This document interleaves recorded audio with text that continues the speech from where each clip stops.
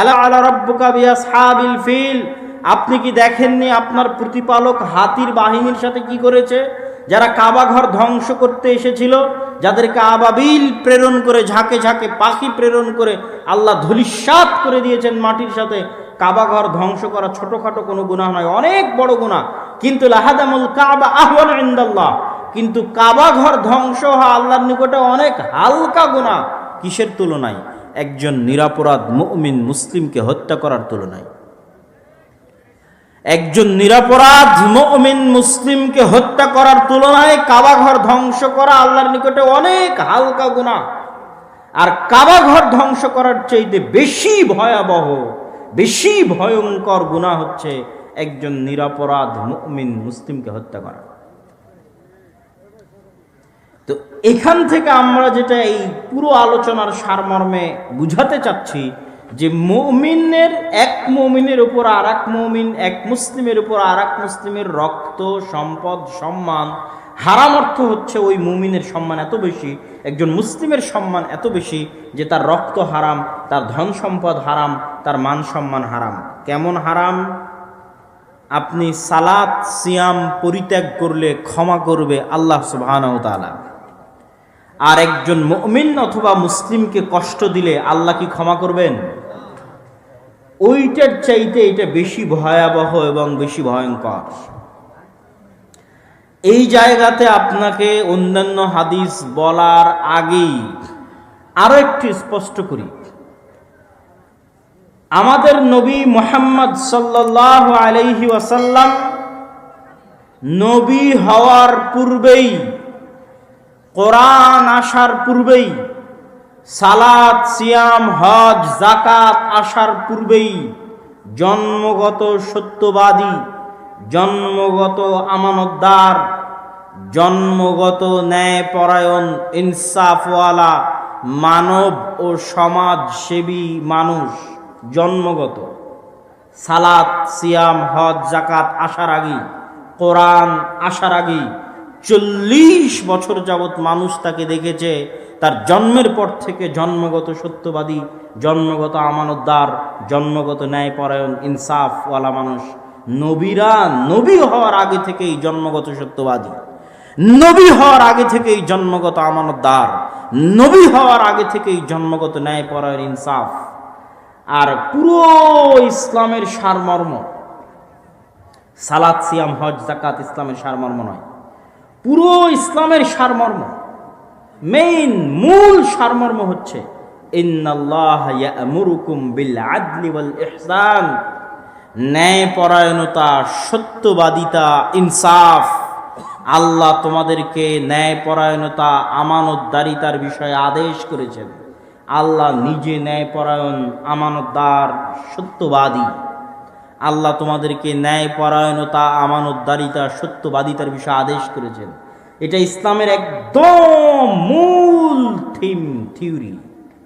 ইসলামের অর্থনীতি বলেন, ইসলামের রাজনীতি বলেন, ইসলামের পরিবার ব্যবস্থা বলেন, ইসলামের দাওয়াত বলেন, ইসলামের সকল কিছু বলেন, ইনসাফ, ন্যায়পরায়ণতা, সত্যবাদিতা, আমানতদারিতা হচ্ছে মূল ভিত্তি।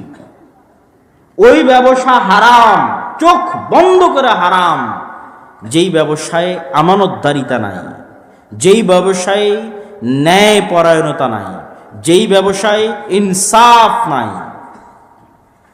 আর আজকে আমরা মুসলমানেরা সালাতকে গুরুত্ব দিয়েছি ঠিকই, সিয়াম হজ যাকাতকে গুরুত্ব দিয়েছি ঠিকই, কিন্তু যে হাজি হজ করতে গেছে সে তার জীবনে চরম দুর্নীতিবাজ।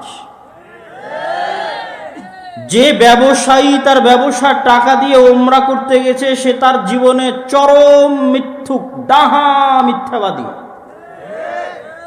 চরম ও পরম অন্যায়পরায়ণ, অত্যাচারী, জালেম, অন্যায়পরায়ণ। ন্যায়পরায়ণতার বিপরীতটাই হচ্ছে জুলম, অত্যাচার। এই জন্য আমরা মুসলিম হওয়ার পরেও গোলাম। আমাদের পূর্বের কথায় ফিরে যাই, যে এক মুসলিম আর এক মুসলিমের সম্মান এবং মর্যাদা এত বেশি যে তারা পরস্পরের উপর হারাম ধন সম্পদ, মান সম্মান, টাকা পয়সা কেমন হারাম? সালাত, সিয়াম, হজ, যাকাত যদি মানুষের ছুটে যায় আল্লাহ ক্ষমা করে দিবে, কিন্তু মানুষের সাথে হওয়া গুনাহ, এই অন্যায় পরায়ণতা, এই দুর্নীতি, এই মানুষের উপর জুলুম, এটা আল্লাহ সুবহানাহু ওয়া তাআলা ক্ষমা করবেন না। কেননা এটা ইসলামের মূল ভিত্তির বিরোধী। ইসলামী মিথ্যা যদি আল্লাহ ন্যায়পরায়ণ না হন, ইসলাম মিথ্যা যদি আল্লাহ সত্যবাদী না হন, ইসলাম মিথ্যা যদি মুহাম্মদ সাল্লাল্লাহু আলাইহি ওয়াসাল্লাম আমানতদার না হন, যদি মুহাম্মদ সাল্লাল্লাহু আলাইহি ওয়াসাল্লাম ন্যায়পরায়ণ না হন, ইসলামের এই ভিত্তিটাই টিকে আছে আল্লাহ সুবহানাহু ওয়া তাআলা ন্যায়পরায়ণ। সারা দুনিয়ার জজ কোর্ট, নিম্ন কোর্ট, উচ্চ আদালত, হাইকোর্ট, সুপ্রিম কোর্ট, জাতিসংঘ, কোথাও যদি একজন মানুষ বিচার না পায় আর ওই মানুষের ন্যায় বিচার যদি আল্লাহ কিয়ামতের মাঠে করে না দিতে পারে, তাহলে আল্লাহ সুবহানাহু ওয়া তাআলা নিজে মিথ্যা, তার দিন মিথ্যা, তার নবী মিথ্যা। এই জন্য ইসলাম টিকে আছে ন্যায়পরায়ণতার উপর। আল্লাহ তার ন্যায় বিচার কিয়ামতের মাঠে করে দিবেন, এটা আল্লাহর ওয়াদা। এই জন্যই তিনি আল্লাহ, এই জন্যই তিনি রব্বুল আলামিন। এই জন্য মানুষের সাথে হওয়া গুনাহ তিনি ক্ষমা করবেন না। কেন? তিনি জুলুম করতে পারবেন না। সালাত, সিয়াম, হজ, যাকাত দিয়ে মানুষ এই গুনাহ আল্লাহর কাছে ক্ষমা করিয়ে নিতে পারবে না। কেন? এটা ইসলামের সবচেয়ে বড় মূলনীতির বিরোধী। সেটা হচ্ছে আল্লাহ নিজে ন্যায়পরায়ণ, ইসলাম ন্যায়পরায়ণতা চায়। আর আপনি আর এক ভাইয়ের বিরুদ্ধে কটু কথা বলেছেন মানে এটাই জুলম। আপনি আর একজনের সম্পদ অন্যায়ভাবে নিয়েছেন মানে এটাই জুলম। আপনি আর একজনের গায়ে হাত উঠিয়েছেন মানে এটাই জুলম। এটা আল্লাহ সুবহানাহু ওয়া তাআলা বরদাস্ত করবেন না।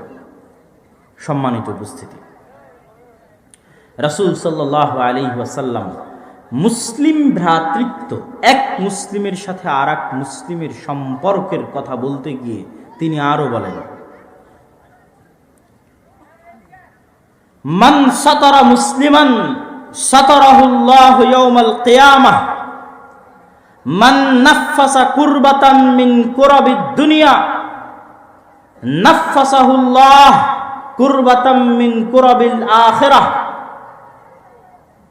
যে ব্যক্তি আল্লাহর কোনো বান্দা, দুনিয়ার কোনো মুমিন মুসলিমের ওপর থেকে একটি বিপদ, একটি কষ্টদায়ক বস্তুকে দূর করে দিবে, সহযোগিতা করে দূর করে দিবে, কিয়ামতের মাঠে আল্লাহ তার কিয়ামতের কোনো বিপদ আপদ, দুঃখ কষ্টকে দূর করে দিবেন। মা কানাল আবদু ফি আউনি আখিহি, মানুষ যতক্ষণ কোনো বান্দার সহযোগিতায় থাকবে, আল্লাহ ততক্ষণ ওই বান্দার সহযোগিতায় থাকবে। কোন মুমিন, কোন মুসলিম যদি তার অপর মুমিন মুসলিম ভাইয়ের দোষ ত্রুটি গোপন রাখে, আল্লাহ কিয়ামতের মাঠে তার দোষ ত্রুটি গোপন রেখে দিবেন। কোন মুমিন, কোন মুসলিম যদি তার অপর মুমিন এবং মুসলিম ভাইয়ের জন্য দোয়া করে তার আড়ালে, তার অগোচরে, তাহলে ফেরেশতারাও অনুরূপী যেন তার জন্য হয় এই মর্মে আল্লাহর দরবারে দোয়া করবে। কোন মুমিন, কোন মুসলিম যদি তার অপর অসুস্থ ভাইকে দেখতে যায়, ফেরত না আসা পর্যন্ত ফেরেশতারা আল্লাহর দরবারে তার জন্য দোয়া করতে থাকবে, তার ক্ষমা প্রার্থনার জন্য দোয়া করতে থাকবে। রাসূল সাল্লাল্লাহু আলাইহি ওয়াসাল্লাম বলেন, এক মুসলিমের উপর আর এক মুসলিমের হক আছে, হক, অধিকার। সেই অধিকারগুলোর মধ্যে অন্যতম অধিকার হচ্ছে সালাম আদান প্রদান করা। তোমরা ততক্ষণ পর্যন্ত জান্নাতে প্রবেশ করতে পারবে না হাত্তা তুমিনু, যতক্ষণ না তোমরা ঈমান আনয়ন করো। আর তোমরা ততক্ষণ পর্যন্ত ঈমান আনয়ন করতে পারবে না হাত্তা তাহাব্বু, যতক্ষণ না তোমরা পরস্পরকে ভালোবাসো। আওয়ালা আদুল্লুকুম, আমি কি তোমাদেরকে এমন একটি বিষয় বলে দিব না যেটা করলে তোমাদের পরস্পরের মধ্যে ভালোবাসা বাড়বে। আফশুস সালাম বাইরাকুম, তোমরা পরস্পরের মধ্যে সালামের প্রচলন করো, তোমাদের মধ্যে মোহাব্বত বাড়বে, ভালোবাসা বাড়বে। এই ভালোবাসা তোমাদেরকে জান্নাতে নিয়ে যাবে। লা ইউমিনু আহাদুকুম হাত্তা ইউহিব্বা লিআখিহি মা ইউহিব্বু লিনাফসিহি, ততক্ষণ পর্যন্ত কোনো মুমিন হতে পারবে না যতক্ষণ না সে তার ভাইয়ের জন্য ওইটাই পছন্দ করে যেটা তার নিজের জন্য পছন্দ করে। আল মুসলিমু মান সালিমাল মুসলিম মিন লিসানিহি ওয়া ইয়াদিহি, ওই ব্যক্তি ততক্ষণ পর্যন্ত মুসলমান নিজেকে দাবি করতে পারবে না যতক্ষণ না তার হাত থেকে, তার জিহ্বা থেকে তার অপর মুসলিম ভাই নিরাপদে না থাকে। ইসলাম শব্দের শাব্দিক অর্থ হচ্ছে সিলম, নিরাপদ, নিরাপত্তা। তাহলে হাত থেকে জিহ্বা থেকে নিরাপদে থাকবে মানে যে তিনটে জিনিস হারাম করলেন আল্লাহর নবী, ধন সম্পদ হারাম করলেন, রক্ত হারাম করলেন, মান সম্মান হারাম করলেন, এই তিনটে জিনিস ক্ষতি করা হয় হাত দিয়ে আর জিহ্বা দিয়ে। মান সম্মানের ক্ষতি করা হয় জিহ্বা দিয়ে, আর হত্যা করা হয়, ধন সম্পদ লুটে নেওয়া হয় হাত দিয়ে। এই জন্য তিনি বলছেন আল মুসলিম মান সালিম আল মুসলিম, মুসলিম সেই, মুসলমান নিজেকে দাবি করতে পারবে সেই যার হাত থেকে এবং যার জিহ্বা থেকে অপর মুসলিম নিরাপদে থাকে। এরকম কত শত হাদিস, হাদিসের ভান্ডারে। আর আল্লাহ সুবহানাহু ওয়া তাআলা পবিত্র কোরআন মাজিদে এক মুসলিমের সাথে আর এক মুসলিমের ভ্রাতৃত্বের বন্ধন আবদ্ধ করে দিয়েছেন। এক মুমিনের সাথে আর এক মুমিনের ভ্রাতৃত্বের বন্ধন আবদ্ধ করে দিয়েছেন। এই ভ্রাতৃত্বই আনসার আর মুহাজিরদের মধ্যে ভ্রাতৃত্ব। এই ভ্রাতৃত্বই আউস ও খাজরাজ গোত্রের মধ্যে ভ্রাতৃত্ব। এই ভ্রাতৃত্বই আনসার, মুহাজির এবং ফাতহে মক্কার পরে যারা ইসলাম গ্রহণ করেছে তাদের মধ্যে ভ্রাতৃত্ব। এটা আপনাকে 2 মিনিট বাস্তবে দেখাই। 1400 বছর আগে রাসূলুল্লাহ সাল্লাল্লাহু আলাইহি ওয়াসাল্লামের যুগে এই ভ্রাতৃত্বের বাস্তব নমুনা। কাসা রাজুলুম মিনাল মুহাজিরিন রাজুলাম মিনাল আনসার, মুহাজিরদের একজন আনসারদের একজন ব্যক্তির গায়ে আঘাত করলো। তখন ওই মুহাজির বলছে ইয়া আল মুহাজিরিন, আরে আনসার বলছে ইয়া আল আনসার। মুহাজিরদের একজন আনসারকে আঘাত করলে আনসার চিৎকার করে বলে উঠলে আনসারীরা তোমরা কোথায়? দেখো মুহাজির আমাকে মারছে। মুহাজির বলছে এই মুহাজিরেরা তোমরা কোথায়? দেখো আনসার আমাকে মারছে। রাসূল সাল্লাল্লাহু আলাইহি ওয়াসাল্লামের কানে কথা গেলে তিনি বললেন মা বালু দাওয়াল জাহিলিয়া দাউহা ফা ইন্নাহা মুনতিনা। এটা তো জাহিলিয়াতের ডাক। জাহিলিয়াতের যুগে মানুষ মানুষকে ডাকতো নিজের গোত্রের উপর ভিত্তি করে। এই কুরাইশরা তোমরা কোথায়? দেখো আউসরা আমাদের উপর আক্রমণ করছে। এই খাজরাজিরা তোমরা কোথায়? দেখো আউস গোত্রের মানুষ আমাদের উপর আক্রমণ করছে। এটা তো মা বালু দাওয়াল জাহিলিয়া, যেই জাহিলিয়াতকে পায়ের নিচে মিশিয়ে দেওয়ার জন্য, মিটিয়ে দেওয়ার জন্য আমি মুহাম্মদ সাল্লাল্লাহু আলাইহি ওয়াসাল্লাম আমার আগমন ঘটেছে, সেই জাহিলিয়াতের ডাক দেখি আমার সাহাবীর মধ্যে। আমি যেই ভ্রাতৃত্বের বন্ধনে তাদেরকে আবদ্ধ করে দিলাম সেটা তো কালিমাতু লা ইলাহা ইল্লাল্লাহ, যেটা এতক্ষণ হাদিস আর কোরআন দিয়ে আপনাদের সামনে সংক্ষিপ্ত করে হলেও তুলে ধরলাম যে কি ভ্রাতৃত্বের বন্ধনে আল্লাহর নবী আবদ্ধ করেছিলেন। তো তার মানে ওই যুগে সমস্যা হয়নি, হয়েছে। সেই সমস্যারই একটা উদাহরণ দেখেন। তখন আল্লাহর নবী বলছেন মা বালু দাওয়াল জাহিলিয়া, আরে এটা তো জাহিলি যুগের আহ্বান। মা বালু দাওয়াল জাহিলিয়া দাউহা ফা ইন্নাহা মুনতিনা, এই জাহিলিয়াতের ডাককে তোমরা পরিত্যাগ করো, এটা নিকৃষ্ট, ঘৃণিত, দুর্গন্ধযুক্ত। শুধু তাই নয়, আরেকটি ঘটনা আপনাদেরকে শোনাই। মক্কা বিজয়ের পর বৃহৎ যে যুদ্ধে রাসূল সাল্লাল্লাহু আলাইহি ওয়াসাল্লাম অংশগ্রহণ করেন সেই যুদ্ধের নাম হচ্ছে হুনাইনের যুদ্ধ। হুনাইনের যুদ্ধে মুসলমানেরা ব্যাপক গনিমতের মাল অর্জন করে। আমাদের নবী মুহাম্মদ সাল্লাল্লাহু আলাইহি ওয়াসাল্লাম সেই গনিমতের মালের বেশিরভাগ, 100 ভাগের 90 ভাগ মক্কার কুরাইশ যারা নতুন ইসলাম গ্রহণ করলো মক্কা বিজয়ের পর, যারা এতদিন ইসলামের শত্রু ছিল। একটা উদাহরণ নেন, আবু সুফিয়ান ইবনে হারব। আবু সুফিয়ান ইবনে হারব উহুদের যুদ্ধে আল্লাহর নবীর বিরুদ্ধে নেতা, খন্দকের যুদ্ধে আল্লাহর নবীর বিরুদ্ধে নেতা, যিনি প্ল্যান পরিকল্পনা করতেন 24 ঘন্টা কেমন আল্লাহর নবীকে হত্যা করবেন। তিনি ইসলাম গ্রহণ করলেন কবে? যেই দিন আল্লাহর নবী মক্কা বিজয় করছেন সেই দিন। আর মক্কা বিজয়ের পর প্রথম যুদ্ধ যেটা হলো হুনাইনের যুদ্ধে, ওই যুদ্ধে হাদিসের ভাষা অনুযায়ী আতান নবী সাল্লাল্লাহু আলাইহি ওয়াসাল্লাম সুফিয়ান ইবনে হারব মিআতাম মিনাল ইবিল, আল্লাহর নবী হুনাইনের যুদ্ধের গনিমত থেকে 100টা উট। 100 উট মানে কি? কয়েক কোটি টাকা বলতে পারেন। ওই যুগের 100 উট যদি আজকের যুগে আমরা বন্টন করি তাহলে 100 কোটি টাকা হতে পারে। 50 কোটির নিচে হবে না, উপরে হবে। তাহলে 100 কোটি টাকা আল্লাহর নবী দিয়ে দিলেন আবু সুফিয়ান ইবনে হারবকে। 100টা উট দিয়ে দিলেন গনিমতের মাল থেকে। কয়েক কোটি টাকা দিয়ে দিলেন গনিমতের মাল থেকে। কোন আবু সুফিয়ান ইবনে হারব, যিনি এতদিন আল্লাহর নবীর শত্রু ছিলেন যুদ্ধে, রাদিয়াল্লাহু তাআলা আনহু, পুরো গনিমতের মালের 100 ভাগের 90 ভাগ বন্টন হয়ে গেল মক্কার মানুষের মধ্যে। শয়তান অপেক্ষায় বসেছিল এরকম এক পরিবেশের। শয়তান তখন কানা ঘুষা শুরু করে দিল, আনসারদের কানে দেওয়া শুরু করে দিল যে আনসার কি করলা তোমরা সারা জীবন, 10টা বছর 12টা বছর তোমরা ইসলামের জন্য জীবন বাজি রাখলা। যেই দিন ইসলামকে আশ্রয় দেওয়ার কেউ ছিল না আরব উপদ্বীপে, সেই দিন তোমরা ইসলামকে আশ্রয় দিয়েছো। যেই দিন আরব উপদ্বীপে মুহাম্মদ সাল্লাল্লাহু আলাইহি ওয়াসাল্লামকে আশ্রয় দেওয়ার কেউ ছিল না, সেই দিন তোমরা আশ্রয় দিয়েছো। আর যারা সারাটা জীবন ব্যয় করলো ইসলামকে ধ্বংস করার জন্য, আজ গনিমতের মাল বন্টন করার বেলা তোমাদের নবী নিজের এলাকার মানুষকে দিয়ে দিলেন, নিজের গোত্রের মানুষকে দিয়ে দিলেন। আবু সুফিয়ান ইবনে হারব আল্লাহর নবীর গোত্র কুরাইশ। আবু সুফিয়ান ইবনে হারব মক্কা, যে মক্কায় আল্লাহর নবী থাকতেন।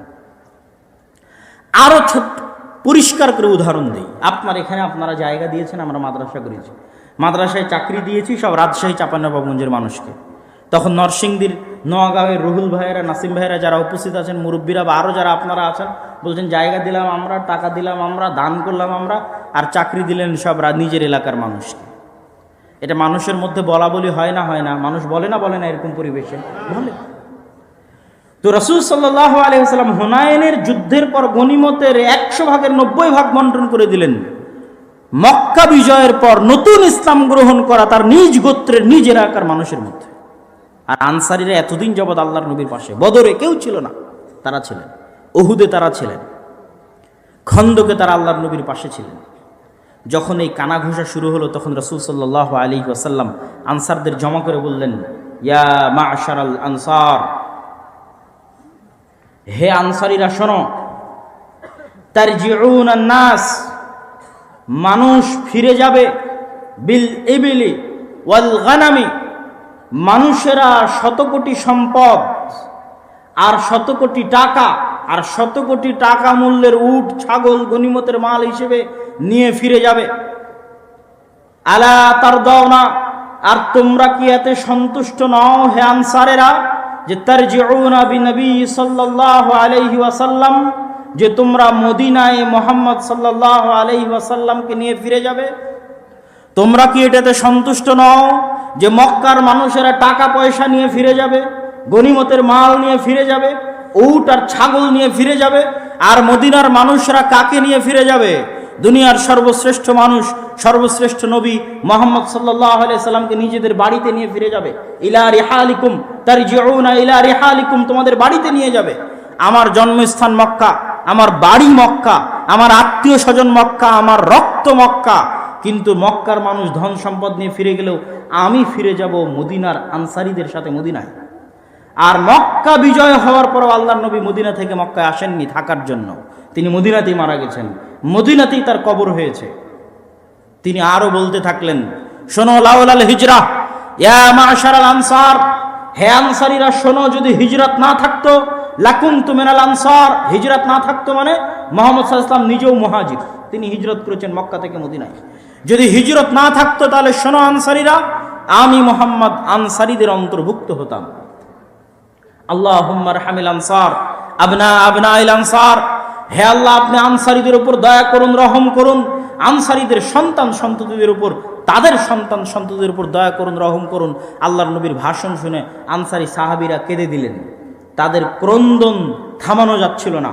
তখন তারা উত্তরে রাসূল সাল্লাল্লাহু আলাইহি সাল্লামকে বললেন, রাজিনা বিকাদাইল্লাহ আও বিকাসামিল্লাহ, বিকাদাই রাসূলিল্লাহ আও বিকাসাম ওয়া হাদ্দ রাসূলিল্লাহ, আমরা সন্তুষ্ট আছি আল্লাহর রাসূলের প্রত্যেক ফয়সালার উপর, প্রত্যেক সিদ্ধান্তের উপর, প্রত্যেক ভাগ বন্টন এবং বাটোয়ারার উপর আমরা সন্তুষ্ট আছি, এই মর্মে তারা ঘোষণা দিলেন। সম্মানিত উপস্থিতি, এই দুটো ঘটনা আপনাদের সামনে এই জন্য তুলে ধরলাম যে আল্লাহর নবীর জীবদ্দশাতে তার সাহাবীদের মধ্যে ফাটল হওয়ার সকল পরিবেশ বিরাজমান ছিল।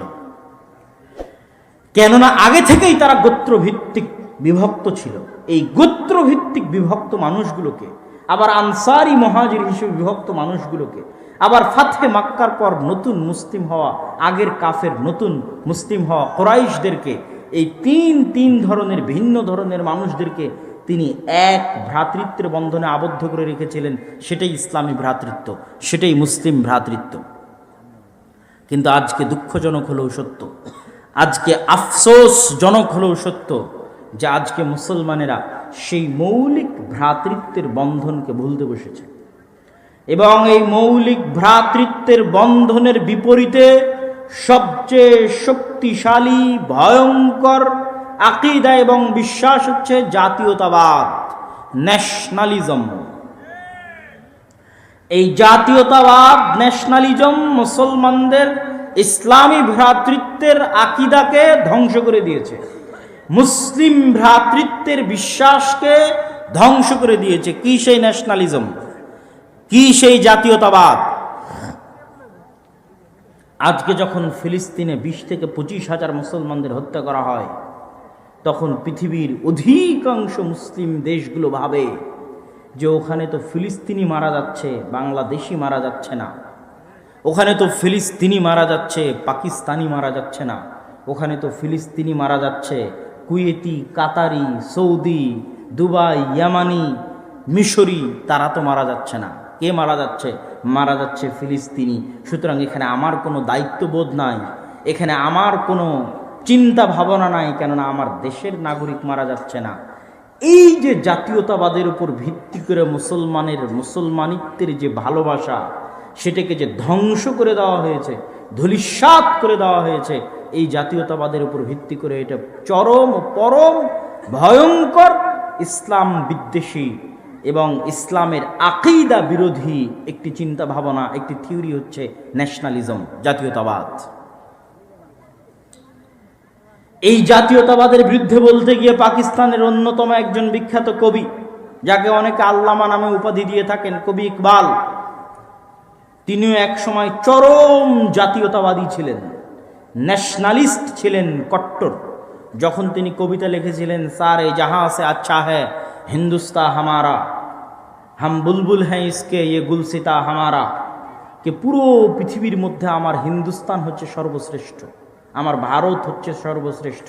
এই কবিতা উনি লিখেছিলেন ইন্ডিয়ান ন্যাশনালিজম, ইন্ডিয়ান জাতীয়তাবাদে বিশ্বাসী হওয়ার কারণে। যখন তিনি বুঝতে পারলেন যে এই ন্যাশনালিজমের বিশ্বাস মুসলমানদের সবচেয়ে বড় ভয়ঙ্কর, মুসলমানদের ভ্রাতৃত্বকে মারাত্মকভাবে ধ্বংসকারী আকীদা, তখন তিনি নতুন করে লিখলেন कि आधुनिक जुगेर आजोरेरा तारा शुआए हैं खुदा और इन सारे खुदाओं में बड़ा सबसे वतन है, इसका जो पैरहन है वो मजहब का कफन है। আজকের আধুনিক যুগের আজরেরা, আজর মানে ইব্রাহিম আলাইহিস সালামের পিতা আজর, 5000 বছর আগের আজর বানাতো মূর্তি, আর আধুনিক যুগের আজরেরা বানিয়েছে নতুন এক মূর্তি। এই আধুনিক যুগের আজরেরা যে মূর্তিগুলো তৈরি করেছে, এই মূর্তিগুলোর মধ্যে সবচেয়ে বড় ভয়ঙ্কর ইসলাম বিরোধী মূর্তি, যেই মূর্তির পূজা সারা বিশ্বের মুসলমানেরা করতেছে, যেই মূর্তির পূজা সারা বিশ্বের মুসলমানেরা করতেছে, সবচেয়ে ভয়ঙ্কর আকীদা। এবং যত মূর্তি আধুনিক যুগে তৈরি হয়েছে তার মধ্যে সবচেয়ে বড় ভয়ঙ্কর মূর্তি হচ্ছে ওয়াতান, নিজের মাতৃভূমিকে বেশি ভালোবাসা এবং মাতৃভূমির উপর ভিত্তি করে পরস্পরের পরিচয় এবং ভালোবাসা, ভ্রাতৃত্বের বন্ধন তৈরি করা।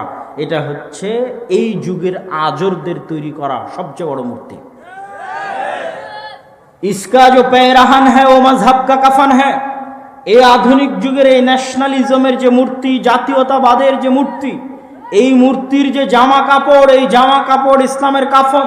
এটা ইসলামের এত বিরোধী যে কবি ইকবাল বলছেন এটা ইসলামের কাফন, এত ভয়ঙ্কর, এত ন্যাক্কারজনক, এত জঘন্য একটি আকীদা এবং বিশ্বাস হচ্ছে এটা। তারপরে তিনি আরো অনেক লম্বা আলোচনা করেছেন। তিনি এটাও বলেছেন যে আমাদের নবী মুহাম্মদ সাল্লাল্লাহু আলাইহি সাল্লাম নিজে মাতৃভূমি পরিত্যাগ করেছে। মাতৃভূমি পরিত্যাগ করা হচ্ছে সুন্নাত। মাতৃভূমির উপর ভিত্তি করে পরিচয় নির্ধারণ করা নয়, বরং মাতৃভূমি দ্বীনের জন্য ছেড়ে দেওয়া সুন্নাত। মুসলমানের ভ্রাতৃত্ব নির্ধারিত হবে দ্বীনের উপর ভিত্তি করে, কালেমা লা ইলাহা ইল্লাল্লাহর উপর ভিত্তি করে। সম্মানিত উপস্থিতি, আজকে সবচেয়ে আফসোসের সাথে বলতে হয়, দুঃখের সাথে বলতে হয় যে আমরা মুসলমানেরা আমাদের এই ভ্রাতৃত্বকে পরিত্যাগ করেছি। কি জন্য পরিত্যাগ করেছি সেটা আপনাদের সামনে তুলে ধরি। যেটা বক্তব্যের মধ্যে একটু ইঙ্গিত দিচ্ছিলাম যে আমরা সালাত, সিয়াম, হজ, যাকাত আদায় করার পরেও চরম মিথ্যুক, চরম অন্যায়পরায়ণ, চরম দুর্নীতিবাজ। ওইটার সাথে এই কথাটাও মিলাম যে যেখানে আল্লাহর নবী তৈরি করে দিলেন মুসলিম ভ্রাতৃত্ব, সেখানে আমরা বানিয়ে নিলাম দেশভিত্তিক ভ্রাতৃত্ব। কি জন্য এটা আসলো? এইটা এসেছে আমাদের দীর্ঘ 200-300 বছরের গোলামির ফলে সংঘটিত হওয়া চারিত্রিক বিকৃতির কারণে। দীর্ঘ 200-300 বছরের গোলামির ফলে তৈরি হওয়া চারিত্রিক বিকৃতি, তৈরি হওয়া চারিত্রিক হীনম্মন্যতা, তৈরি হওয়া চারিত্রিক আত্মসম্মানহীনতা, আত্মমর্যাদাহীনতা, আত্মমর্যাদা বোধ, আত্মসম্মান বোধ থেকে পিছে সরে আসা। উদাহরণ সহ আপনাদেরকে বুঝাই। আল্লাহ সুবহানাহু ওয়া তাআলা পবিত্র কোরআন মাজিদে সূরা বাকারায় ব্যাপকভাবে বানু ইসরাঈলের কথা আলোচনা করেছেন। বানু ইসরাঈলের ঘটনাবলী, মুসার ফেরাউনের ঘটনাবলী কোরআনে যত ব্যাপকভাবে, যত বিস্তারিতভাবে তুলে ধরা হয়েছে, আর পৃথিবীর দ্বিতীয় কোনো নবীর ঘটনা, পৃথিবীর দ্বিতীয় কোনো জাতির ঘটনা পবিত্র কোরআনে সেইভাবে তুলে ধরা হয়নি যেইভাবে বানু ইসরাঈলের ঘটনা তুলে ধরা হয়েছে। এই বানু ইসরাঈলের চারিত্রিক বিকৃতির নমুনা আপনি সূরা বাকারায় পাবেন। দু একটা নমুনা আপনাকে তুলে ধরি, তাহলে বুঝবেন কেন এই আলোচনা করছি। বানু ইসরাঈলদের উপর ফেরাউন যে অত্যাচার করত, সেই অত্যাচারের বর্ণনা আল্লাহ দিয়েছেন। ইযাববিহুনা আবনাকুম ওয়া ইস্তাহয়ুনা নিসাআকুম ওয়া ফী যালিকুম বালাউম মির রাব্বিকুম আযীম। ফেরাউন তোমাদের জীবিত রাখতো তোমাদের কন্যা সন্তানদেরকে, আর জবাই করত তোমাদের পুরুষ সন্তানদেরকে। যেই ফেরাউন তাদের কন্যা সন্তানদের জীবিত রাখত, পুরুষ সন্তানদের জবাই করত, ওই ফেরাউনকে তারা নিজের চোখে সাগরে ডুবতে দেখেছে। তারা নিজের চোখে দেখেছে আল্লাহ তাদেরকে বাঁচানোর জন্য সাগরকে ফেড়ে দিলেন। সাগর ফেড়ে সাগরের মধ্যে দিয়ে রাস্তা তৈরি হলো, সেই রাস্তা দিয়ে তারা পার হয়ে আসলো। ফেরাউন ডুবে মারা গেল, এটা তারা নিজে চোখে দেখেছে। নিজে চোখে এত বড় নেয়ামত দেখার পরেও মুসা আলাইহিস সালাতু ওয়াস সালামের সাথে সাগর পার হওয়ার পর সিনাই মরুভূমিতে গিয়ে মুসা আলাইহিস সালাতু ওয়াস সালামকে এই কওমি বলছে, এই জাতি বলছে, লান নুমিনা হাত্তা নারাল্লাহ জাহরাতান। মুসা, ততক্ষণ পর্যন্ত তোমার আল্লাহর উপর ঈমান আনয়ন করব না যতক্ষণ না তোমার আল্লাহকে নিজে চোখে না দেখছি। নাউজুবিল্লাহ। এর চেয়ে বড় নিজে চোখে দেখা পৃথিবীতে আর কি হতে পারে? যেই ফেরাউন 150-200 বছর যাবত ওদের মেয়ে সন্তানদের বাঁচিয়ে রাখলো, ছেলে সন্তানদের চোখের সামনে জবাই করলো, যেই ফেরাউনকে আল্লাহ ওদের চোখের সামনে সাগরে ডুবিয়ে দিল, যেই ফেরাউনকে ডুবিয়ে দিয়ে সাগরের মধ্যে আস্ত রাস্তা তৈরি করে দিয়ে তাদের বাঁচিয়ে দিল, তারা মুসাকে বলছে লান নুমিনা হাত্তা নারাল্লাহ জাহরাতান। মুসা, তোমার আল্লাহর উপর ঈমান আনয়ন করবে না যতক্ষণ না আল্লাহকে সচক্ষে দেখব। শুধু এখানেই সীমাবদ্ধ নয়, তারা মুসা আলাইহিস সালাতু ওয়াস সালামকে বলল, এই মরুভূমির মধ্যে পানির ব্যবস্থা নাই, আপনার আল্লাহকে বলেন পানির ব্যবস্থা করে দিতে। ওই ইসতাসকা মুসা লিকওমিহি ফাকুল নাযরিব বিআসাকাল হাজার ফানফাজারাত মিনহু ইসনাতা আশারাতা আইনা। যখন মুসার কওম মুসাকে বলল পানির ব্যবস্থা নাই, পানির ব্যবস্থা করে দেন, মরুভূমিতে পানির ব্যবস্থা নাই, পাশে যে সাগরে ফেরাউন ডুবে মারা গেছে এটা লবণাক্ত, ওই পানি খাওয়া সম্ভব নয়, আর সিনাই মরুভূমিতে পানির ব্যবস্থা নাই। আমরা মুসাকে বললাম আপনার লাঠি দিয়ে পাথরে আঘাত করেন। ফানফাজারাত মিনহু ইসনাতা আশারাতা আইনা, পাথর থেকে 12টি ঝর্ণাধারা তৈরি হলো। 12টা কেন? ইয়াকুব আলাইহিস সালামের 12 সন্তান ছিল। ইয়াকুব আলাইহিস সালামের পরে ইউসুফ আলাইহিস সালাম মিশরে এসেছিলেন, তারপরে ইয়াকুব আলাইহিস সালাম 70 সদস্য নিয়ে মিশরে এসেছিলেন। ইউসুফ আলাইহিস সালামের মৃত্যুর 400 বছর পর মুসা আলাইহিস সালামের আগমন, 250-300 বছর পর মুসা আলাইহিস সালামের আগমন। ইউসুফ থেকে মুসার মধ্যবর্তী 300 বছর এরা ছিল গোলাম, ফেরাউনের গোলাম। তো ওই 12 সন্তানের 12 বংশধরের জন্য ঝর্ণা তৈরি হলো, ঠিক আছে, পানির ব্যবস্থা হলো, খাবারের ব্যবস্থা নাই। আল্লাহ জান্নাত থেকে তাদের জন্য খাবার পাঠালেন, মান্নার সালওয়া। মান্না সালওয়া কি ভাই? আজকের আধুনিক যুগের সবচেয়ে দামি মাশরুম, যেটার 1 কেজির দাম বাংলাদেশি টাকায় 5 লক্ষ থেকে 4 লক্ষ টাকা। 1 কেজি মাশরুমের দাম, বর্তমান পৃথিবীর সবচেয়ে দামি মাশরুম সেটা হচ্ছে মান্না সালোয়া। আর এক ধরনের পাখি আসতো আসমান থেকে, তাদের গাছে বসতো, ওই পাখিকে তারা জবাই করে খেত। এই হলো মান্নার সালোয়া, এটা আসমান থেকে আসতো। তাহলে চোখের সামনে জান্নাত থেকে খাবার আসছে, চোখের সামনে ঝর্ণা ফেটে পানি বের হচ্ছে, তারপরেও এই কওম কি করলো? মূসা আলাইহিস সালাতু ওয়াস সালাম যখন মূসা 40 লাইলা, মূসা আলাইহিস সালাম যখন 40 রাত 40 দিনের জন্য তুর পাহাড়ে আল্লাহর ইবাদত করতে চলে গেল, ফাত্তাখাযতুমুল ইজলা, তখন এরা আল্লাহর ইবাদত বাদ দিয়ে বাছুরের পূজা করা শুরু করলো। এই কওম চোখের সামনে। শুধু তাই নয়, চোখের সামনে ঝর্ণা দিয়ে পানি বের হওয়ার পরও, চোখের সামনে জান্নাত থেকে খাবার আসার পরেও তারা মূসা আলাইহিস সালামকে বলল, লান নাসবিরা আলা তুআমিন ওয়াহিদিন মূসা, এই প্রত্যেক দিনের এক খাবার ভালো লাগে না, এই প্রত্যেক দিনের মান্না সালওয়া একই আইটেম, সকালে দুপুরে রাতে 7 দিন 10 দিন মাস বছর একই আইটেম ভালো লাগে না। তোমার আল্লাহকে বলো পেঁয়াজ রসুন শসা আদা ডালের ব্যবস্থা করে দিতে। আল্লাহ সুবহানাহু ওয়া তাআলা বললেন, যদি তোমাদের পেঁয়াজ রসুন আদা ডালের দরকার হয় তাহলে পাশেই পবিত্র ভূমি আছে, আল আরদুল মুকাদ্দাসা আল্লাতী কাতাবাল্লাহু লাকুম, পাশেই পবিত্র ভূমি আছে যেটা আল্লাহ তোমাদের জন্য রেখেছে, যাও যুদ্ধ করে বিজয় করো। ওইটা খুবই উর্বর জমি, যা চাষ করবা তাই হবে। সিনাই মরুভূমি, মরুভূমিতে কিছু হবে না। সিনাই মরুভূমি পার হলে ফিলিস্তিন, সিনাই মরুভূমি পার হলে জেরুজালেম, যা লাগাবেন তাই হবে, অনেক উর্বর জমি, সেখানে যাও। তারা উত্তরে কি বলল? ইযহাব আনতা ওয়া রাব্বুকা ফাকাতিলা, মূসা আপনি আর আপনার আল্লাহ গিয়ে যুদ্ধ করেন, আমরা এখানে বসে থাকব, আপনারা যুদ্ধ করে যেদিন বিজয়ী হবেন সেই দিন আমরা আসবো। বলেন নাউজুবিল্লাহ। এবার কল্পনা করেন এরা কারা? এরা হচ্ছে নবীর সন্তান। কোন নবীর সন্তান? ইয়াকুব আলাইহিস সালাতু ওয়াস সালামের 12 সন্তানের পরবর্তী বংশধর।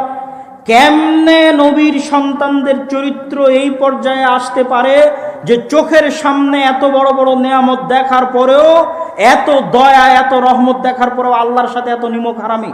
কোন নিম্ন লেভেলের চরিত্র হলে, আত্মমর্যাদাহীন আত্মসম্মানহীন হলে মানুষ এই লেভেলে এই জায়গায় নেমে যেতে পারে?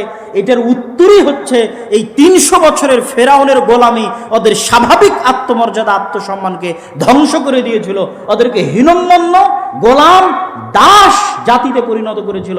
আর গোলামের কোনো আত্মমর্যাদা নাই, আত্মসম্মান নাই, এই জন্য এরা আল্লাহর সাথে এরকম ছেলে খেলা করতে থেকেছে। এই হচ্ছে সারমর্ম। মূসা আলাইহিস সালাতু ওয়াস সালামকে আল্লাহ এদের গোলামি থেকে বাঁচিয়ে ফেরাউনের বাড়িতে মানুষ করেছেন। ফেরাউনের বাড়িতে মূসা আলাইহিস সালাতু ওয়াস সালাম স্বাভাবিক একজন মানুষের যে মর্যাদা, যে সম্মান, যে আত্মসম্মান আত্মমর্যাদা, ওইটার উপর বড় হয়েছেন, গোলাম হিসেবে বড় হননি। স্বাভাবিক একজন মান সম্মানিত মানুষ যেভাবে বড় হয় ওইভাবে বড় হয়েছেন। এই জন্য ফেরাউনের প্রাসাদ থেকে বের হয়ে যখন দেখছেন যে একজন বানু ইসরাইলকে ফেরাউনের একজন লোক মারতেছে, তখন তিনিও উঠে ওকে এক থাপ্পড় দিয়ে দিয়েছেন যে এই অন্যায় উনি সহ্য করতে পারেননি। উনি যদি বানু ইসরাইলদের মতো গোলাম থাকতেন জীবনে মারতে পারতেন না, কেননা ওই মারার জাজবা ওনার রক্তে তৈরি হতো না। গোলামের রক্তে এটা আসতে পারে না, দাসের রক্তে এটা আসতে পারে না। ফেরাউনের বাড়িতে স্বাধীন মানুষ হিসেবে বড় হয়েছেন, এই জন্য থাপ্পড় লাগিয়ে দিয়েছেন। গায়রাত কাজ করেছে। কেন অন্যায় করবি? কেন অন্যায়ভাবে আর একজন মানুষকে মারবে? এবার চলে আসেন আমাদের অবস্থা। আমি বহুদিন যাবৎ ভাবতাম যে আল্লাহ সুবহানাহু ওয়া তাআলা কেন পবিত্র কোরআনে এত বিস্তারিত করে বানু ইসরাইলের ঘটনা বলল, আর দুনিয়ার কোনো জাতির ঘটনা এত বিস্তারিত বলেনি। কি আদ, কি সামুদ, কি লুত, 1-2 বাক্যে শেষ করে দিয়েছে। 1-2 বাক্য। আদ সামুদ লুত অন্যায় করেছিল, ধ্বংস করে দিয়েছে, 1-2 বাক্যে শেষ। আর ঘটনা বর্ণনা করেছে ডিটেইলস বানু ইসরাইলের কোরআনে। কোরআনের মতো একটা দামি গ্রন্থে যার প্রত্যেকটা বাক্য, প্রত্যেকটা হরফ, প্রত্যেকটা বর্ণ দামি, সেখানে বানু ইসরাইলের ঘটনা দিয়ে পরিপূর্ণ করে রাখা আছে। এটা আগে বুঝতাম না। এখন মুসলমানদের চরিত্র দেখে, ইউরোপ ঘুরে মুসলমানদের অবস্থা দেখে, ফিলিস্তিনে মুসলমানদের উপর অত্যাচার দেখে আমার ব্রেন পরিষ্কার হয়ে গেছে যে আল্লাহ কোরআনে বানু ইসরাইলদের আলোচনা এই জন্যই করেছে যে মুসলমানেরাও একদিন বানু ইসরাইল হয়ে যাবে। স্বভাবে, চাল চরিত্রে, গোলামিতে, দাসত্বে বানু ইসরাইল আর মুসলমানদের মধ্যে কোনো পার্থক্য থাকবে না। যখন এই রেজাল্টটা আমি পৌঁছলাম, তখন আল্লাহর নবীর একটা হাদিসও ব্রেনে চলে আসলো, আরে এটা তো আমার আবিষ্কার করার কিছু নাই, আল্লাহর নবী তো নিজেই বলে গেছে। আল্লাহর নবী নিজে হাদিসে বলে গেছে যে তোমরা বানু ইসরাইলদের মতো হবা দুই জুতার পাটের মতো। এক জুতার পাট আর এক জুতার পাটের সাথে যেভাবে মিলে যায়, আমার উম্মত বানু ইসরাইলের সাথে ওইভাবে মিলে যাবে। বানু ইসরাইলেরা যদি 70 গ্রুপে বিভক্ত হয়ে থাকে, তাহলে আমার উম্মত 70 গ্রুপের চাইতে বেশি ফেরকায় বিভক্ত হবে। বানু ইসরাইলের কোনো ব্যক্তি যদি ওর মায়ের সাথে জেনা করে থাকে, তাহলে আমার উম্মতের একজন লোক মায়ের সাথে জেনা করবে। এইভাবে তোমরা মিলে যাবা, নাউজুবিল্লাহ। তো এটা আমার নতুন করে বের করার কিছু নয়, কিন্তু এটা আমার বুঝার বাকি ছিল, বাস্তবে দেখার বাকি ছিল। এখন আপনি মুসলমানদের দেখেন, ভারতের মুসলমানদের দেখেন, ইউরোপে যারা মুসলমান গেছে তাদের দেখেন, আপনার বাংলাদেশের হুজুরদেরকে দেখেন, আলেম ওলামাদেরকে দেখেন, কিভাবে একজন আরেকজনকে গালাগালি করতেছে, কিভাবে একজন আরেকজনের বিরুদ্ধে মারামারি করতেছে, কিভাবে একজন আরেকজনের বিরুদ্ধে লেখালেখি করতেছে। ন্যূনতম আত্মসম্মান, ন্যূনতম আত্মমর্যাদা থাকলে মানুষ যে ধরনের কথা বলে না, যে ধরনের আচরণ করে না, সেই ধরনের আচরণ সাধারণ মুসলমান তো দূরে থাক, আলেম ওলামারা করতেছে। তাহলে এরা যদি আজকের যুগের বানু ইসরাইল না হয়, কারা আজকের যুগের বা কারা বানু ইসরাইল হবে? স্বভাবে, চাল চরিত্রে বানু ইসরাইল হয়ে গেছে মুসলমানেরা। এই জন্য মুসলমানদের ভাগ্যে বানু ইসরাইলের ভাগ্য মিলে গেছে। কিভাবে? ফেরাউন যেভাবে বানু ইসরাইলদেরকে জবাই করত দিনের বেলা প্রকাশ্যে, পৃথিবীতে কেউ বলার ছিল না, ওইরকম মূল্যহীন হয়ে গেছিল বানু ইসরাইলরা। তো আজকের যারা বানু ইসরাইল, তাদেরকে ওইভাবেই হত্যা করতেছে আজকের ফেরাউনেরা। কেন? ফিলিস্তিনে কি লুকিয়ে হত্যা করা হচ্ছে ভাই? ফিলিস্তিনে কি গোপনে হত্যা হচ্ছে? সারা পৃথিবীর কোটি কোটি মানুষের সামনে, কোটি কোটি মানুষের সামনে। গতকাল ফিলিস্তিনি একজন তরুণী তার ভিডিও দিয়েছে, যে তারা আগে ভিডিও দিত ভাই বোন মিলে, ভাই বোন মিলে ভিডিও দিত, বাপের সাথেও ভিডিও দিয়েছে, আর এখন ভিডিও দিয়ে বলতেছে এই যে এটা আমার ভাইয়ের কবর, আমার ভাই মরে গেছে, যে ভাই আমার সাথে আপনাদেরকে ভিডিও দিত। এই যে এটা আমার বাপের কবর, আমার বাপ মারা গেছে, যে বাপও আপনাদেরকে ভিডিও দিত। দুনিয়ার মানুষকে সম্বোধন করতেছে যে এই যে দেখেন ফিলিস্তিনের এই অবস্থা, এই যে কারেন্ট নাই, এই যে পানি নাই, এই যে বিদ্যুৎ নাই, এই যে খাবার নাই, এই যে আমাদেরকে হত্যা করা হচ্ছে, এই যে আমার ভাইকে মেরে ফেলে দিল, এই যে আমার বাপকে মেরে ফেলে দিল, এই যে আমার বোনকে মেরে ফেলে দিল। লক্ষ লক্ষ মানুষ দেখতেছে, সারা বিশ্বের মুসলমানেরা দেখতেছে, মুসলিম দেশগুলো দেখতেছে, সারা বিশ্বের কাফের মুশরিকেরা দেখতেছে, ইহুদি খ্রিস্টানেরা দেখতেছে, বিবিসিতে দেখতেছে, আল জাজিরাতে দেখতেছে, কিন্তু কথা বলার কেউ নাই। তাহলে আমরা যদি ওই যুগের বানু ইসরাইল না হইতে, এর চেয়ে বড় উদাহরণ কি নিবেন? সেই যুগের ফেরাউনের কথা আল্লাহ কোরআনে বলছে যে ও জীবিত জবাই করে দিত পুত্র সন্তানকে চোখের সামনে। তারা তো জীবিত আমাদের শিশু বাচ্চাদেরকে হত্যা করতেছে সারা পৃথিবীর চোখের সামনে, কেউ বলার নাই।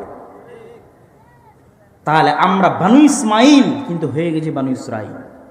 কেন? আমাদের স্বভাব চরিত্র, চাল চরিত্রের কারণে আল্লাহ বানিয়ে দিয়েছে। মুসলমানদের এই স্বাভাবিক চাল চরিত্র বিকৃত হলো কখন? একই কারণ, সেম কারণ।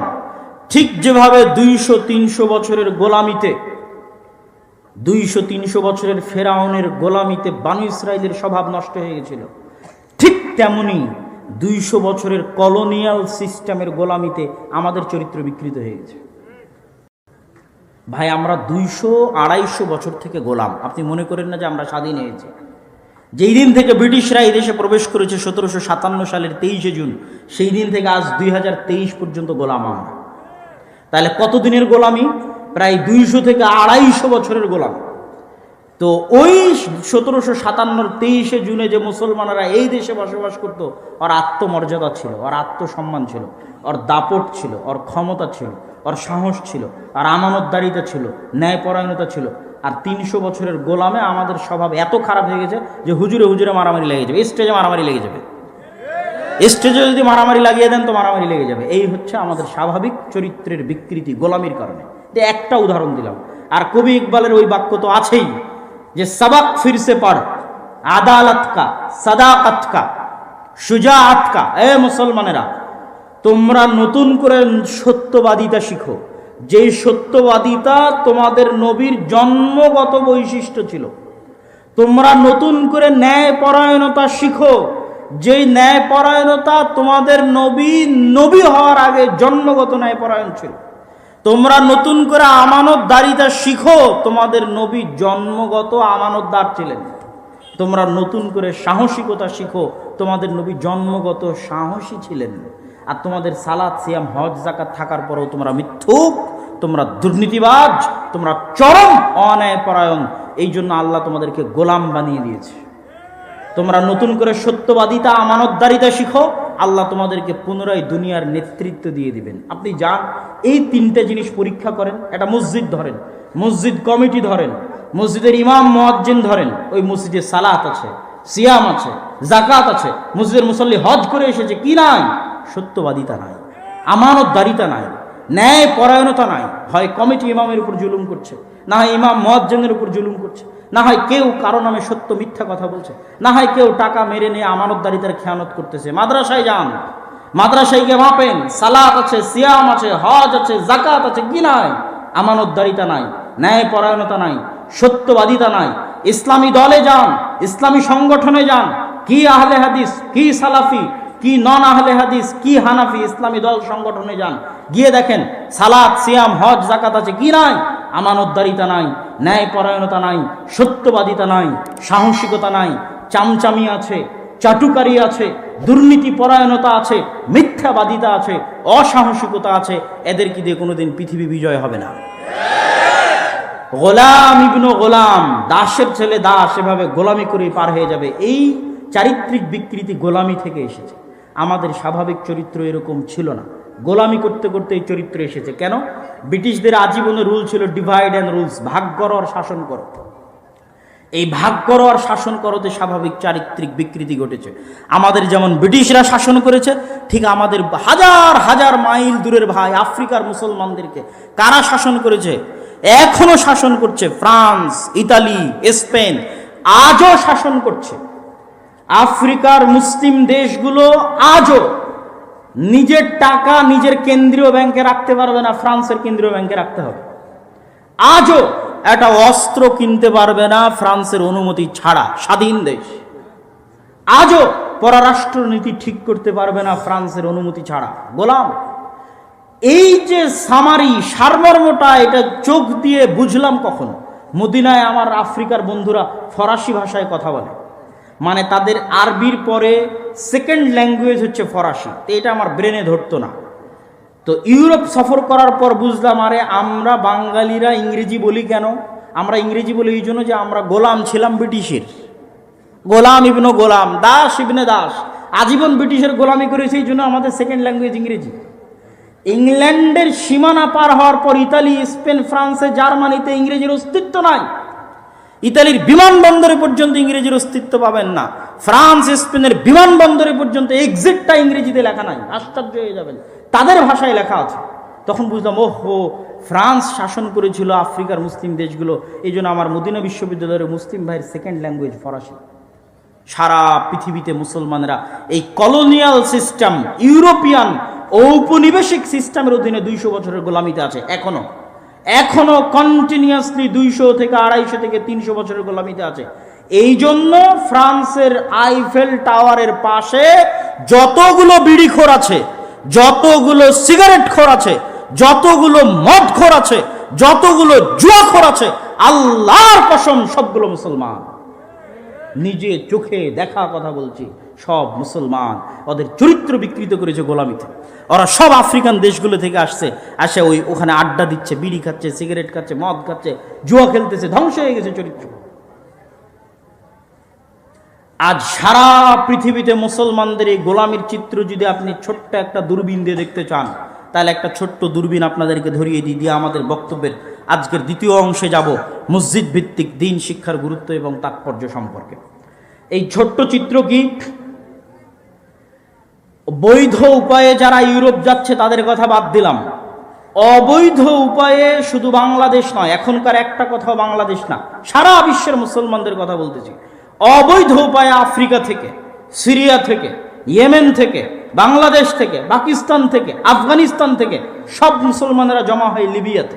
এটা একটা রুট অবৈধ উপায়ে ইউরোপ যাওয়ার। রাতের অন্ধকারে, রাত 12টার সময় এরা নৌকায় চড়বে, বাতাসে ফুলানো নৌকা। এই নৌকায় চড়ার পর এই নৌকা ভূমধ্য সাগরে যখন ছেড়ে দেওয়া হবে, তখন এই নৌকার ভাগ্যে দুইটা জিনিস আছে, হয় সাগরে ডুবে মৃত্যু, আর না হলে ইউরোপ এদেরকে ভিক্ষা দিবে যে ভাই থাক শরণার্থী হিসেবে, তোকে খাবারের ব্যবস্থা করে দিলাম, 5 বছর পর তোকে একটা পাসপোর্ট দিব, একটা আইডি কার্ড দিব। এই ভিক্ষা হয় ইউরোপ দিবে, না হয় ডুবে মরবে। এই নৌকাতে যদি 400 জন আরোহী থাকে, আল্লাহর কসম 400 জনই মুসলমান। এই 400 জন মুসলমান হচ্ছে সারা পৃথিবী থেকে জমা হওয়া মুসলমান। এই একটা নৌকা সারা পৃথিবীর মুসলমানদের গোলামির চিত্র পরিষ্কার করে দিবে যে আমরা হচ্ছি আজকের যুগের বানু ইসরাইল। আর ফেরাউনেরা প্রকাশ্যে জবাই করতেছে ফিলিস্তিনে, কিন্তু আমাদের স্বাভাবিক চারিত্রিক বিকৃতির কারণে, ধ্বংস হয়ে যাওয়ার কারণে আমরা মাথা উঁচু করে দাঁড়াতে পারতেছি না। আরও দেখেন মুসলমানদের এই স্বাভাবিক চারিত্রিক বিকৃতি সংঘটিত হয়েছে কিভাবে। আরও দেখেন, এই নৌকায় যদি 400 জন মুসলমান থাকে, তাহলে এই 400 জন মুসলমান ইউরোপে ঢোকার পর, আমি আবারও বলছি, বাংলাদেশ নয় সারা পৃথিবীর মুসলমান ইউরোপে ঢোকার পর এদের জব কি, এদের পেশা কি? সারা পৃথিবী থেকে যারা বৈধ উপায়ে ভিসা নিয়েও ইউরোপে গেছে, বাংলাদেশের যুবকেরাও যারা বৈধ উপায়ে স্টুডেন্ট ভিসা নিয়ে ইউরোপে গেছে, আরও সারা বিশ্ব থেকে মুসলমানেরা গেছে, এদের চাকরি কি? এদের চাকরি হচ্ছে হয় গাড়ির ড্রাইভার, না হয় ফুড ভান্ডার হোম ডেলিভারি, না হলে কেয়ার হোমের জব, আর না হলে কোনো সুপার শপের দোকানদার। এই হচ্ছে এদের চাকরি। আপনি পার্সেন্টেজ করবেন ইউরোপে বসবাসরত মুসলমানদের, যে ইউরোপ এবং আমেরিকায় বসবাসরত মুসলমানেরা কতজন বিশ্ববিদ্যালয়ের শিক্ষক, কতজন ওই দেশের মেডিকেলের ডক্টর, কতজন বিজ্ঞান ইনস্টিটিউটের একজন বিজ্ঞানী গবেষক, আর একটা ইহুদি পল্লীতে গিয়ে পরিসংখ্যান করবেন, জরিপ করবেন যে কতজন ইহুদি ড্রাইভার, আর কতজন ইহুদি ফুড পান্ডার হোম ডেলিভারি, আর কতজন ইহুদি কেয়ার হোমের জব করে, আর কতজন সমাজের সর্বোচ্চ লেভেলে জব করে। এটা হচ্ছে মুসলমানদের লেভেল। 100 জনে 90 জন সমাজের 3য় শ্রেণীর নাগরিক, সমাজের 3য় শ্রেণীর জব করে। কেন? এরা সবাই নিজ নিজ দেশ থেকে চরম মূর্খ, চরম অসভ্য, চরম অশিক্ষিত হয়ে সেখানে গেছে। আর আমাদের সরকারের প্রয়োজনও নাই আমাদেরকে এবং আপনাকে শিক্ষিত করা। কেন প্রয়োজন নাই? শিক্ষিত মানুষের আত্মমর্যাদা থাকে, আত্মসম্মান থাকে। শিক্ষিত মানুষকে কি আর টাকা দিয়ে আপনি গাড়িতে আগুন দেওয়াতে পারবেন? একজন আত্মসম্মানবোধ, আত্মমর্যাদাবোধ মানুষকে আপনি টাকা দিয়ে কিনতে পারবেন? কোটি টাকা দিয়েও কিনতে পারবেন না, কিন্তু গোলামকে কিনতে পারবেন, দাসকে কিনতে পারবেন। আমরা যে এখনো গোলামিতে আছি, দাসত্বের মধ্যে আছি, তার প্রমাণ হচ্ছে আমাদের যুবকদেরকে 500 টাকা দিলে আর একজন মানুষকে মেরে দিবে, আরেকজনের গাড়িতে আগুন দিয়ে দিবে। তাহলে এদেরকে যদি শিক্ষিত করে গড়ে তুলি, এরা তো তাহলে আর গোলামি করবে না। তাহলে এদেরকে অশিক্ষিত রাখো, মূর্খ রাখো, তাহলে 500 টাকা দিয়ে এই গুন্ডাদের, এই জুয়াখোরদের, এই মদখোরদের দিয়ে ক্ষমতা টিকিয়ে রাখা যাবে। এটা হলো সিম্পল সামারি। এই জন্য সরকারেরাও চাইবে না যে আপনি শিক্ষিত হন, আত্মমর্যাদা বোধ হন, আত্মসম্মান বোধ হন। যে ন্যায়পরায়ণতা বিক্রি করতে পারবে, সত্যবাদিতা বিক্রি করতে পারবে, আমানতদারিতা বিক্রি করতে পারবে, একমাত্র তারই দরকার। এটা হচ্ছে গোলামির চিহ্ন, দাসত্বের চিহ্ন, আলামত যে আমরা দাস এবং গোলাম। এবং সারা পৃথিবীর মুসলমানদের মধ্যে এই চিহ্ন বিদ্যমান। সম্মানিত উপস্থিতি, এই জন্য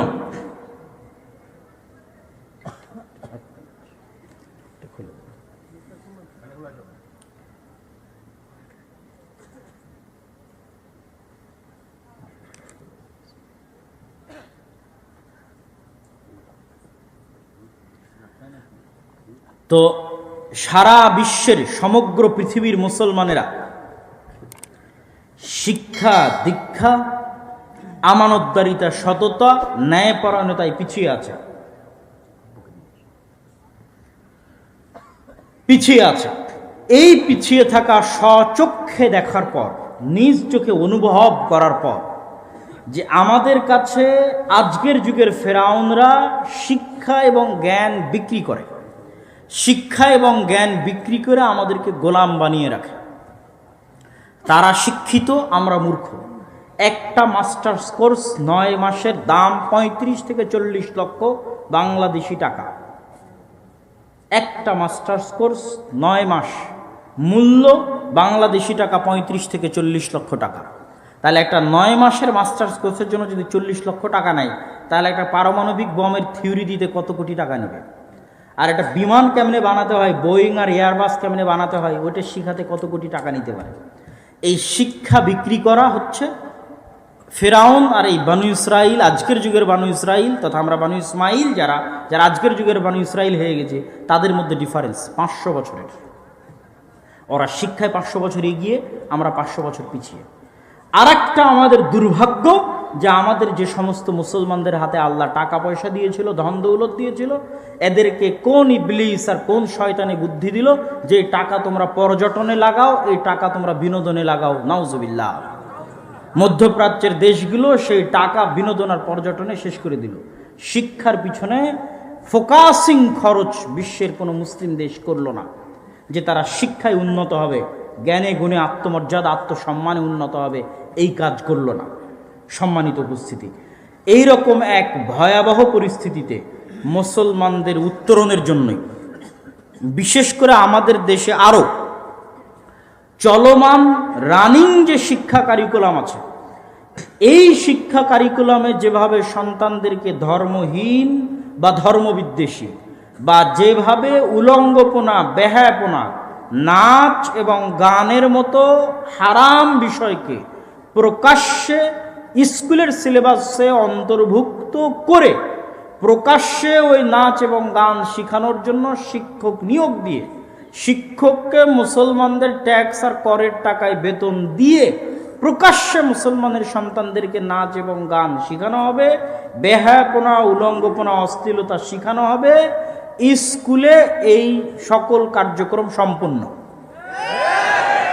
এই রকম এক ভয়ঙ্কর অবস্থায় আপনারা যদি ভবিষ্যৎ প্রজন্মকে রক্ষা করতে চান, ভবিষ্যৎ প্রজন্মের ঈমান এবং আকীদা রক্ষা করতে চান, তাহলে যখন আমাদের গোলামি শুরু হয়েছিল ব্রিটিশ আলমে, ব্রিটিশের শাসন আমলে আমাদের যে গোলামি শুরু হয়েছিল, তখন যেমন আমাদের আদি বাপদাদারা তাদের পরবর্তী প্রজন্মের ঈমান আকীদা রক্ষার জন্য মসজিদ ভিত্তিক মক্তব চালু করেছিল, দিন শিক্ষার ব্যবস্থা চালু করেছিল, আজ আবারও ওই বিধান যে মসজিদ ভিত্তিক দিন শিক্ষার ব্যবস্থা করতে হবে, এটা প্রত্যেক মুসলমানের উপর, প্রত্যেক মসজিদ কমিটির উপর, মসজিদের সাথে সংশ্লিষ্ট দায়িত্বশীলদের উপর আমার জ্ঞানে, আমার বিবেচনায়, আমার বুদ্ধিতে ফরজের মতো জরুরি কর্তব্য। এই ফরজের মতো জরুরি কর্তব্য আরও কেন, আরো একটু খুলে বলি। এখানে 1 ঘন্টা বা 1.5 ঘন্টা যদি বক্তব্য দেই, তাহলে আপনারা বাড়িতে যেতে যেতে সব কথা ভুলে যাবেন। গত বছরও এখানে এসেছিলাম, গত বছরও হয়তো 1.5 ঘন্টা বক্তব্য দিয়েছি, আজ আর মনে নাই আপনাদের। তার আগের বছর যদি এসে থাকি 1.5 ঘন্টা বক্তব্য দিয়েছি, ভুলে গেছেন, মনে নাই। কিন্তু আপনারা ছোটবেলায় যে বক্তব্যে 2-1টা দোয়া শিখেছেন, যে 2-1টা কোরআনের আয়াত শিখেছেন, আমল আকীদা শিখেছেন, ওটা এখনো মনে আছে, মরা পর্যন্ত অতটুকুই কাজে লাগে, সারা জীবনে আর সেভাবে শিখাও হয় না। আজকে যদি ওই মক্তব ব্যবস্থা উঠে যায় বা গেছে, থাকলে সেভাবে শক্তিশালী সচেতন অবস্থার উপর নাই, মজবুত অবস্থার উপর নাই, যেভাবে উঠে যাচ্ছে এবং উঠে গেছে, যেভাবে এলাকায় গ্রামে গ্রামে ব্রাক থেকে শুরু করে, প্রাথমিক বিদ্যালয় থেকে শুরু করে, কিন্ডারগার্টেন স্কুল থেকে শুরু করে, ইংলিশ মিডিয়াম স্কুল থেকে শুরু করে, খ্রিস্টান মিশনারিদের স্কুল থেকে শুরু করে ছড়িয়ে পড়ছে, সেটার সাথে আমরা যেভাবে শিক্ষা বিমুখ জাতি, শিক্ষা বিমুখ, আমাদের কাছে উন্নতি কি? আমাদের কাছে উন্নতি হচ্ছে কনস্ট্রাকশন। বিশাল 300 ফিট রাস্তা বানিয়েছেন, অথচ আপনারাই দাবি করছেন ইংল্যান্ড আপনাদের চেয়ে উন্নত।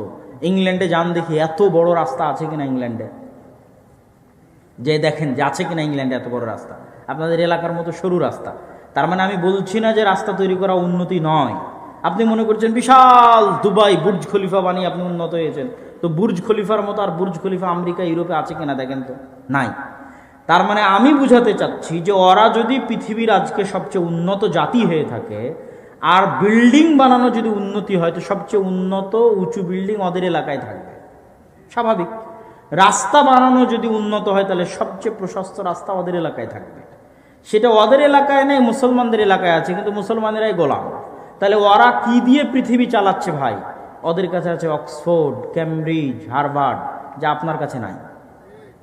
তাহলে মুসলমানেরা যদি উন্নত হতে চায়, তো ওখানে কাজে লাগাতে হবে। ওই একই রোগ, একই অসুস্থতা মুসলমানদের আপনাদের রুট লেভেলে, স্বাভাবিক রুট লেভেলে। মসজিদ উন্নত কেন? মসজিদে টাইলস আছে, মসজিদে এসি আছে।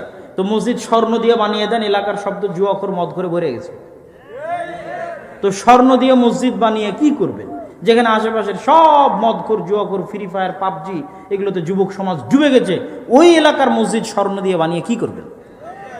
এই জন্য আমি এখন পর্যন্ত 130-এর অধিক ফি সাবিলিল্লাহ, আল্লাহর সন্তুষ্টির জন্য 130-এর অধিক মসজিদ সফর করে শক্তভাবে মসজিদ কমিটিদেরকে বলা আছে যে এই মসজিদের টাইলস বিক্রি করে মসজিদে মক্তব চালু করেন, মসজিদের এসি বিক্রি করে মসজিদে মক্তব চালু করেন। এরকম অসংখ্য মসজিদে গেছি যেখানে মসজিদে এসি আছে, টাইলস আছে, কিন্তু মসজিদে মক্তব নাই। কোথাও মক্তব আছে বেহাল দশা, খোঁজ নেওয়ার কেউ নাই, দেখার কেউ নাই। কোথাও মক্তব আছে কেউ একটু খোঁজ নিলে সবাই তাদের সন্তানদেরকে পাঠায় না, 5 জন, 10 জন, 40 জন, 50 জন, ভয়ঙ্কর করুণ অবস্থা। তাহলে আমাদের দৃষ্টিতে উন্নতি কি? আমাদের দৃষ্টিতে টাইলস মানে উন্নতি, এসি মানে উন্নতি। এই জন্য আমরা বললাম, আমরা যদি আজকে এই মসজিদের দায়িত্ব কোনো 5 জন ইউরোপিয়ানকে দিয়ে দিই, তাহলে ওরা যদি এসে দেখে মসজিদ ফান্ডে 10 টাকা আছে, তাহলে 10 টাকার 5 টাকা আগে শিক্ষার জন্য ব্যয় করবে। এই জন্য ওরা পৃথিবীর শাসক। 10 টাকার 5 টাকা আগে জ্ঞানের উন্নতির জন্য ব্যয় করবে। এই জন্য ওরা পৃথিবীর শাসক। আর আমরা এই জন্য গোলাম, আমরা এই জন্য দাস, যে আমাদের কাছে এই শিক্ষা, এই জ্ঞানের কোনো মূল্য নাই। এই 1 ঘন্টার আলোচনা আপনারা সবাই ভুলে যাবেন, কিন্তু ওই মসজিদে যদি একটা শক্তিশালী মক্তব পরিচালিত হয়, যেই মক্তবের মাধ্যমে মৌলিকভাবে কোরআন শিখবে, মৌলিকভাবে দিন শিখবে, তাহলে সেই মৌলিক দিন শিক্ষা, মৌলিক কোরআন শিক্ষা স্থায়ী হবে, স্থায়ী। ওই বাচ্চা আর কোনোদিন ভুলবে না। তারপরে আর এক দল আসবে, আর এক দল আসবে, আর এক দল আসবে। সবচেয়ে বড় সাদাকায়ে জারিয়া হিসেবে আপনার জীবনে থেকে যাবে মসজিদ ভিত্তিক দিন শিক্ষার এই কার্যক্রম। আর দাওয়া ইলাল্লাহের পক্ষ থেকে আমরা সারা দেশে এখন পর্যন্ত 300টি মক্তব উদ্বোধন করেছি। মক্তব পরিচালনার জন্য সিলেবাস প্রণয়ন করা হয়েছে। উসমানী কায়দা এবং আদর্শ শিক্ষা, এই দুটো হচ্ছে আমাদের সিলেবাসের বই। আজকেও খোঁজ নিলে পেতে পারেন। এই বইয়ের উপর শিক্ষকদের ট্রেনিংয়ের ব্যবস্থা করা হয়েছে। আজকে এখন আল জামিয়া সালাফিয়া ডাঙ্গিপাড়া পবা রাজশাহীতে 3য় ব্যাচের 10 দিন ব্যাপী ট্রেনিং চলতেছে, যেখানে বাংলাদেশের বিভিন্ন অঞ্চল থেকে 30-এর অধিক মক্তবের শিক্ষকেরা একত্রিত হয়েছে। 2য় ব্যাচে 70 জন মক্তবের শিক্ষক ট্রেনিং নিয়েছে। প্রথম ব্যাচে 40 জন মক্তবের শিক্ষক ট্রেনিং নিয়েছে। আর এখন 3য় ব্যাচের ট্রেনিং চলতেছে জামিয়া সালাফিয়া ডাঙ্গিপাড়া পবা রাজশাহীতে। এখন আজকেও ট্রেনিং নিচ্ছে। এই যে 40 জন, 70 জন, 30 জন, এদের সকলের যাতায়াত খরচ ফ্রি। আল জামিয়া সালাফিয়া বহন করবে, আর দাওয়া ইলাল্লাহ বহন করবে, করেছে। প্রথম ব্যাচে যারা এসেছে তাদেরকে যাতায়াত খরচ দেওয়া হয়েছে। 2য় ব্যাচে যারা এসেছে তাদেরকে যাতায়াত খরচ দেওয়া হয়েছে। 3য় ব্যাচে যারা আসবে তাদেরকেও যাতায়াত খরচ দেওয়া হবে। এদের থাকা এবং খাওয়া ফ্রি, আর দাওয়া ইলাল্লাহ বহন করবে। এদের প্রত্যেকের হাতে একটা করে মক্তবের জন্য 5টা থেকে 10টা করে কপি বই ওই মক্তবের ছাত্রদের জন্য ফ্রি দেওয়া হয়েছে। যতজন শিক্ষক এখানে ট্রেনিং নিতে এসেছে তার মক্তবের জন্য 5 থেকে 10 কপি করে বই আমাদের সাধ্য অনুযায়ী ফ্রি দেওয়া হয়েছে। তা এবং আমার পক্ষ থেকে ঘোষণা আছে, সমগ্র জাতির উদ্দেশ্যে ওপেন মাঠে ঘোষণা আছে যে আমি আব্দুল্লাহ বিন আব্দুর রাজ্জাক, আমাকে জালসার জন্য দাওয়াত দিয়ে আপনি ক্রয় করতে পারবেন না। যদি বলেন যে আপনাকে 50,000 দিব, 1 লাখ দিব, কিনতে পারবেন না, আমার প্রয়োজন নাই। কিন্তু আপনি বলেন যে আপনার এলাকার মসজিদে মক্তব চালু করবেন, আমার যাওয়ার দরকার আছে ওখানে, আমি ফি সাবিলিল্লাহ আপনার ওখানে যাব। এখন পর্যন্ত 140-এর কাছাকাছি মসজিদে গেছি, এখানেও এসেছি। দায়িত্বশীলেরা বলুক যেই দিন এসেছি সেই দিন তারা কোনো হাদিয়া আমাকে দিতে পেরেছে কিনা। 140টা মসজিদের দায়িত্বশীলেরা বলুক যে আব্দুল্লাহ বিন আব্দুর রাজ্জাক তাদের এলাকায় গেছিল, তারা হাদিয়া দিতে পেরেছে কিনা। জাতির সাথে ওয়াদা। এত কিছু করার পরেও যদি আপনি আপনার মসজিদে মক্তব চালু না করেন, তাহলে এর জন্য আপনি দায়ী, আমি না। আপনি যদি আপনার মসজিদের মক্তব আর দাওয়া ইলাল্লাহর অধীনে দিয়ে আপনার শিক্ষককে ট্রেনিং দিয়ে শক্তিশালী না করেন, এত সুযোগ সুবিধা দেওয়ার পরও, এত চেষ্টা এবং পরিশ্রমের পরও, তাহলে কিয়ামতের মাঠে আপনি জবাবদিহি করবেন আল্লাহর সামনে, আমি না। অতএব জাতির সামনে উদাত্ত আহ্বান জানিয়ে যাচ্ছি, বাংলাদেশের প্রত্যেক মসজিদে, কি হানাফি কি আহলে হাদিস, হানাফিও যদি বলে এখানে আসতে হবে কোরআন শিক্ষার জন্য, আমি যেতে প্রস্তুত আছি। কি হানাফি, কি আহলে হাদিস, প্রত্যেক মসজিদে দিন শিক্ষা, মসজিদ ভিত্তিক দিন শিক্ষা বাস্তবায়ন করতে হবে। এটা আমাদের চ্যালেঞ্জ, এটা আমাদের যুদ্ধ। আর দাওয়া ইলাল্লাহর মাধ্যমে সারা দেশে আমরা এই যুদ্ধ, এই চ্যালেঞ্জ নিয়ে সফর করতেছি, চেষ্টা করতেছি আল্লাহর সন্তুষ্টির জন্য, জাতির স্বার্থে, মুসলিম জাতির স্বার্থে, নির্দিষ্ট কোনো গোত্র বা দলের জন্য নয়, মুসলমানদের সন্তানের স্বার্থে, মুসলমানদের ভবিষ্যৎ প্রজন্মের স্বার্থে, মুসলমানদের ভবিষ্যৎ স্বাধীনতা রক্ষার স্বার্থে, তাদের মান সম্মান ইজ্জত ইমান এবং আকীদা রক্ষার স্বার্থে।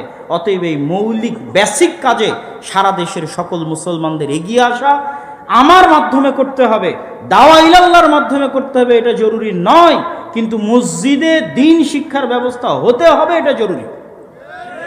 শুধু কোরআন শিখিয়ে থামা যাবে না, মৌলিক দিন শিখাতে হবে। আমাদের যে দিন শিক্ষার যে বইটা আদর্শ শিক্ষা নামে লেখা আছে, সেখানে আদব কায়দা, কথাবার্তা, দোয়া, আকীদা, নবীর জীবনী সব কিছু অন্তর্ভুক্ত করা আছে, সালাত, অজু, মৌলিক দিন শিক্ষারও ব্যবস্থা মসজিদে থাকতে হবে। তো সকল ব্যবস্থাপনা